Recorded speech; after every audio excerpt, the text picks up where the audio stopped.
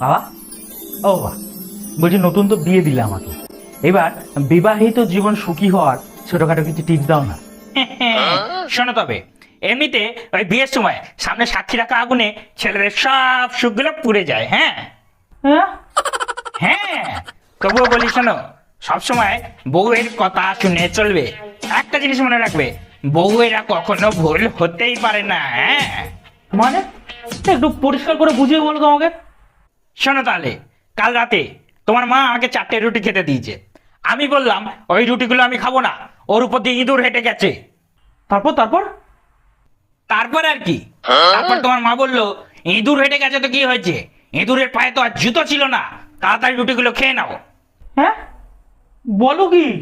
হ্যাঁ, তাহলেই ভাবো, না খেলে আবার তোমার মায়ের ঝাঁটার বাড়ি ছিল ডিনারে। বউয়েরা কখনো ভুল হতেই পারে না, এই জিনিসটা মনে রাখবে।